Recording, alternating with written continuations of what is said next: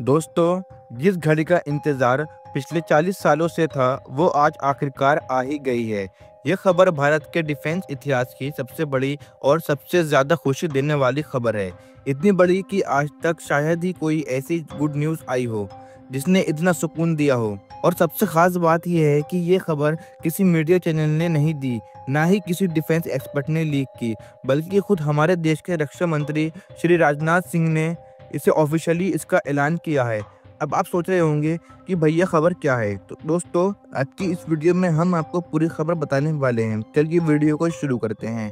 तो आपको बता दें कि भारत को अपने खुद के जेट इंजन की कितनी ज़रूरत है, ये बात अब छुपी नहीं है। हमारे पास अपने लड़ाकू विमान तेजस तो हैं, लेकिन उसके लिए इंजन हमें बाहर से मंगवाना पड़ता है, और वो भी अमेरिका से। अब जब अमेरिका चाहता है तो डिलीवरी में देरी कर देता है।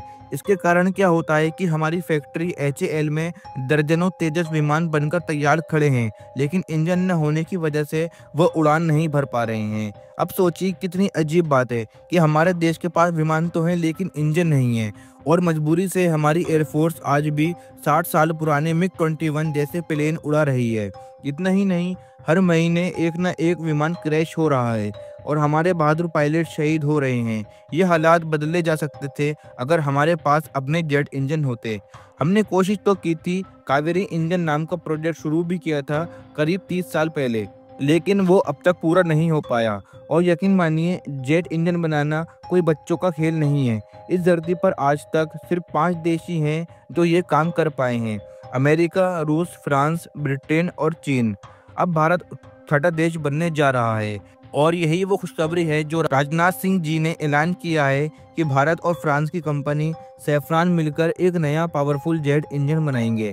और ये इंजन सिर्फ तेजस के लिए नहीं होगा, बल्कि इसका असली टारगेट है भारत का अगला स्टेल्थ फाइटर जेट यानी कि एम का। अब आप सोच रहे होंगे कि यह इंजन कितना ताकतवर होगा, तो सुनिए, इसकी ताकत होगी 120 किलो न्यूटन से भी ज़्यादा। अब इसका मतलब क्या हुआ? तो सरल भाषा में कहें तो ये इतना पावरफुल होगा कि स्टेल्थ लड़ाकू विमान भी मज़े से उड़ सकेंगे। आमतौर पर जो तेजस, राफेल या F-16 जैसे विमान होते हैं, उन्हें 90 से 100 किलो न्यूटन की ताकत वाला इंजन चाहिए होता है, लेकिन स्टेल्थ फाइटर को उड़ाने के लिए 120 या उससे ज़्यादा पावर चाहिए होती है।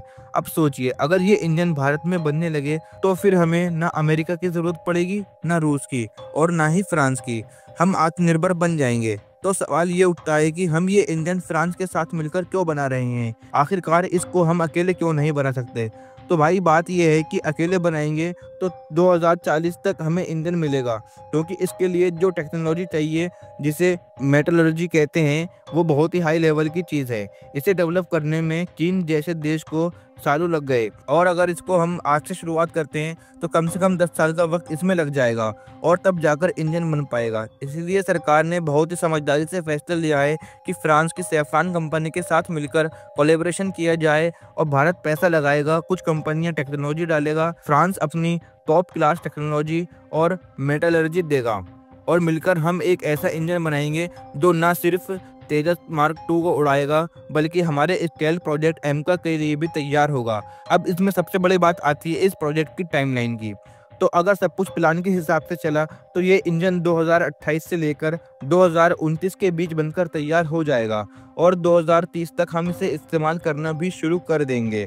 यानी कि जितना जल्दी हम आत्मनिर्भर बन सकते हैं, उतनी जल्दी बन रहे हैं। और यकीन मानिए, ये भारत की डिफेंस इंडस्ट्री का एक बहुत ही मजबूत कदम हो सकता है। अब हमें ये देखना होगा कि आगे क्या होगा। आगे इस प्रोजेक्ट की हर छोटी बड़ी अपडेट आपको देते रहेंगे।